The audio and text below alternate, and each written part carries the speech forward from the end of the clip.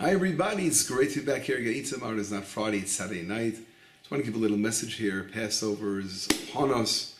We are really enjoying it, and it's getting closer to the end of the holiday, and we have just a couple of days left, and I would love to get a little message out here. And as I mentioned many times over, we have to relive the holiday, experience it. We're not just remembering it, we're living it. And to live it is to study Torah, to try to delve into some insights into the holiday, and there are so many of those insights we could learn from. And I'd like to just mention a little bit about an important concept of understanding the 10 plagues. And we spoke about this in the past, but I'd like to try to analyze from a different angle. If we look in the Torah, we see that the number 10, the Midrash talks about it, regarding the 12 princes that offered offerings to inaugurate the tabernacle, and it says kaf asara zahav. They took the actual vessel, kaf is a spoon that was used to take the incense, would weigh this 10 zehuvim of gold. And what is the number 10? So the Midrash right away says that 10 refers to many things. It refers to the 10 sayings that God created the world, the 10 plagues, the 10 miracles, the 10 commandments. It brings a huge list of 10, the 10 sfirot. It goes on a whole list. The 10 generations from Adam, the first man, to Noah, the 10 generations of Noah to Abraham. So it gives a number, 10, 10, 10, 10, 10, 10, 10, 10. What is number 10 all about? And I spoke about it in the past, how we know that the world is built on not only on physical properties, of course, more than anything on a spiritual framework which precedes the physical world.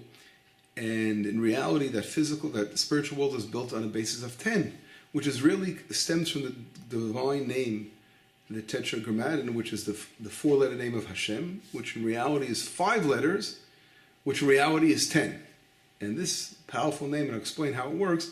We know there are 4 letters, Yud, Kei, Vav, Kei. Those are the 4 letters. I say Kei instead of Hey, because just to be more respectful when we say God's name, only when we sing a verse or studying Torah, you can, but I'm still very careful, very in awe of the creator of the universe. We should learn to be more respectful like that and not say his name. A lot of people make a mistake of saying God's name right now, which is disrespectful. So God's 4-letter name, Yud Kei Vav Kei, reflects 10. If we know in the Torah, on the Yud, not only you write the Yud, which is a small letter, but you have to have a little corner at the end of the letter. It sticks out a little bit. And if that letter doesn't stick out, the Torah is not kosher. In other words, that itself is considered like a letter. That represents the crown. That's number 1 of the spheres. If you look at the Yud itself, that represents wisdom. That's the 2nd of the spheres. The letter after that, the Hey, represents Bina, understanding. That's the 3rd sphere.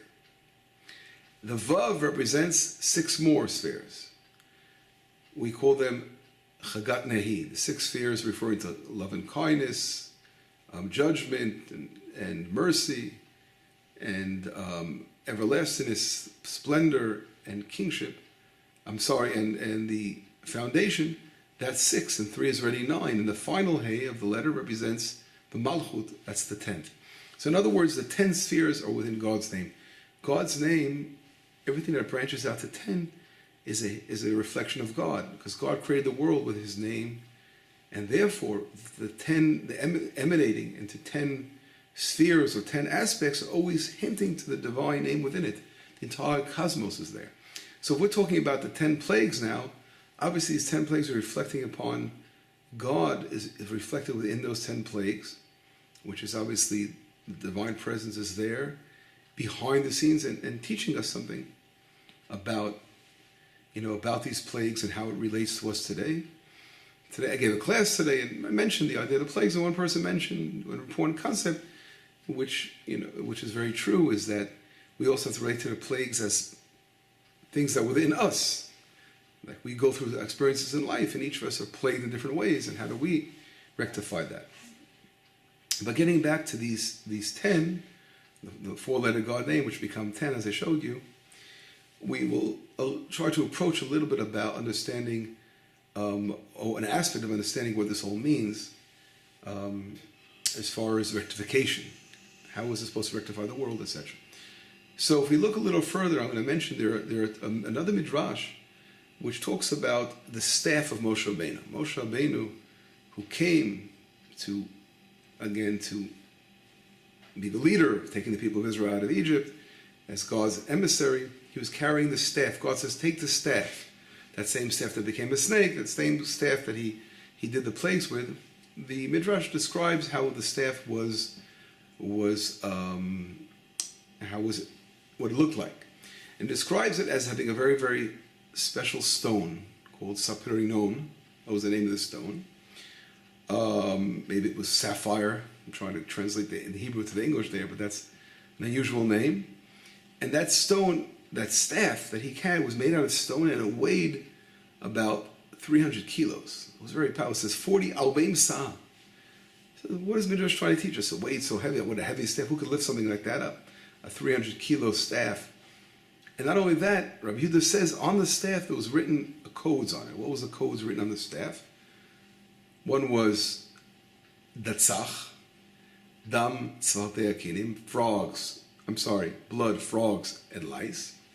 As one word. The other word is what we do on Passover. We say the signs for the plagues, right? And the other one was adash. Adash refers to the other sign, which is arov, dever, vishchin, which is the three other ones, meaning the mixed wild beasts, dever, the plague, shchin, referring to the boils, and the other one was ba'achav, which was barad, referring to the hail, aleph, referring to the albeh, the locusts, chet, referring to darkness, and finally, the last letter bet, referring to bechorot, the plague of the firstborn. So these 10 plagues themselves were on the staff.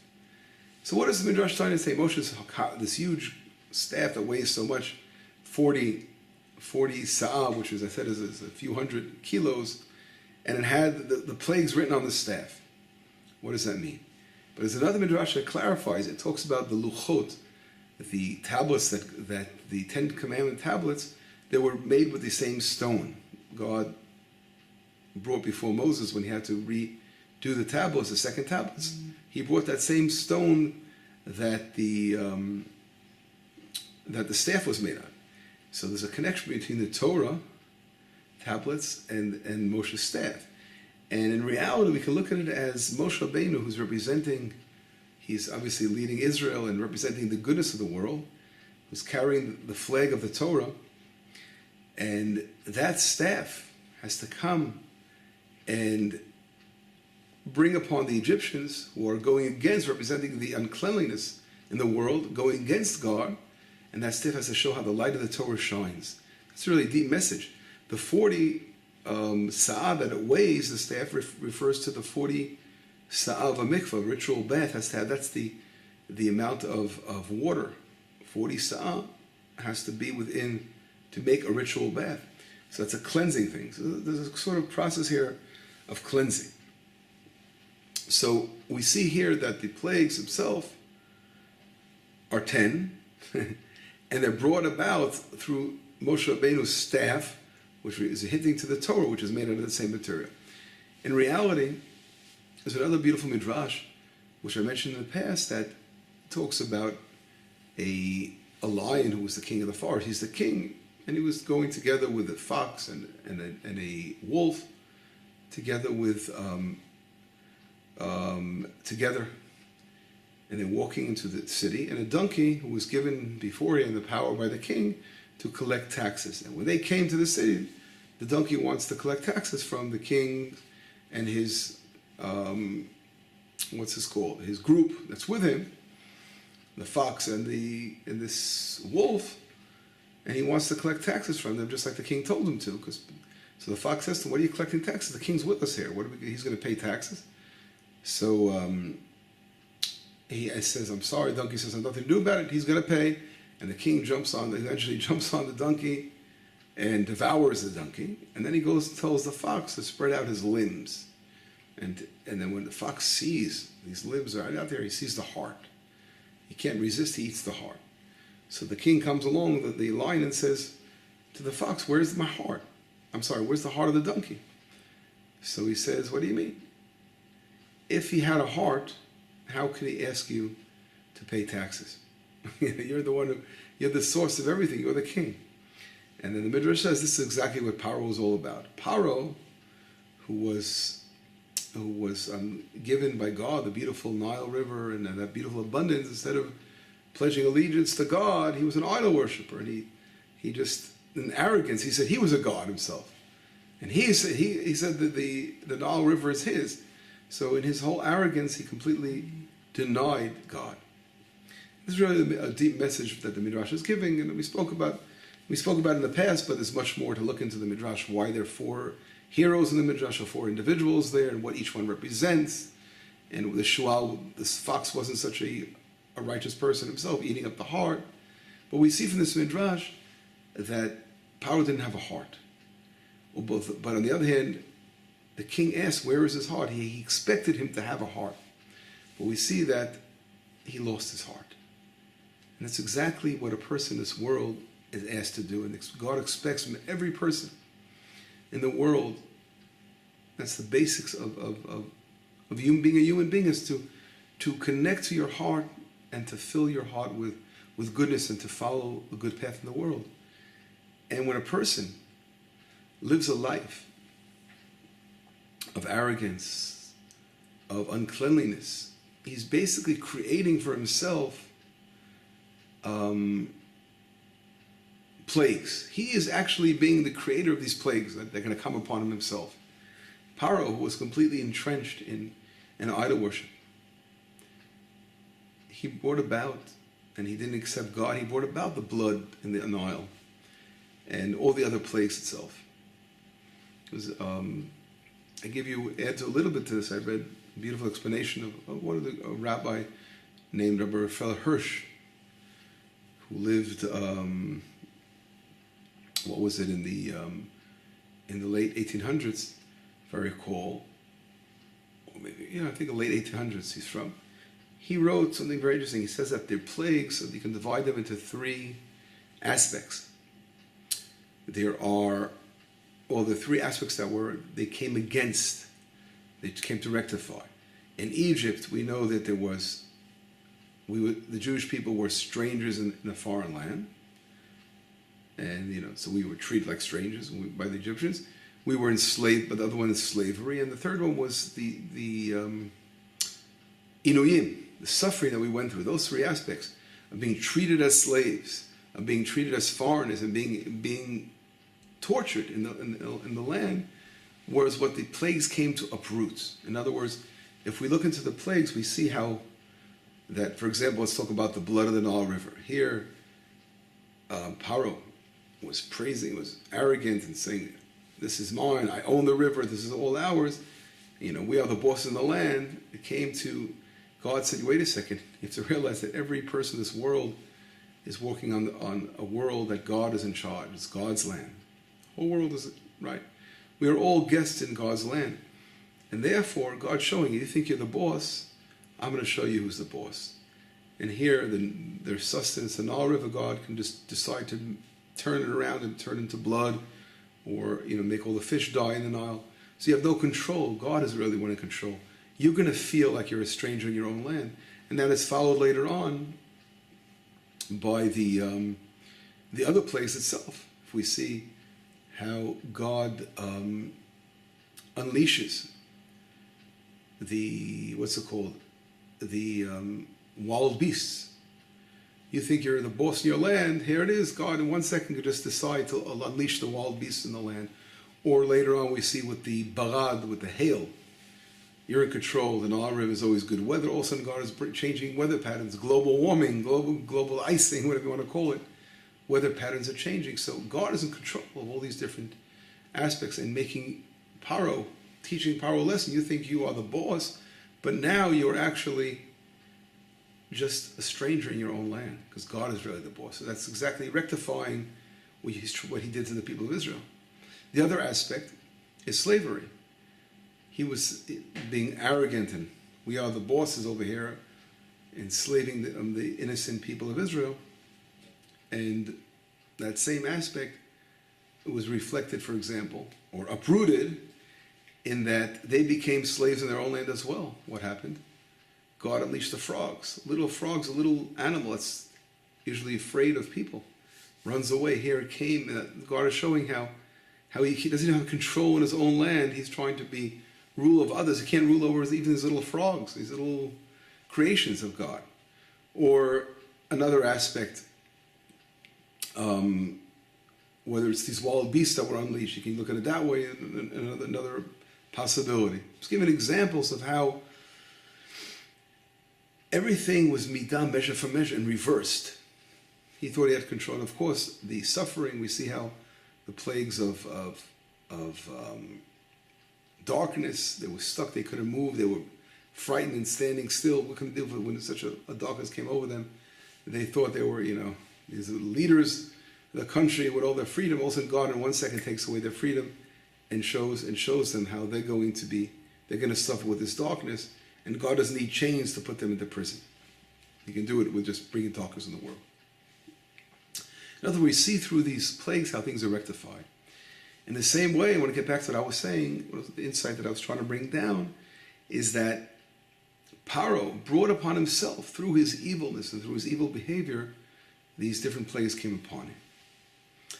And in reality, they reflect different bad traits that he had, whether it was desire for sexual desires, whether they were desires of excess eating and food, or there were idol worship desires he had, or bad quality traits like arrogance and haughtiness and all those things. So those different kinds of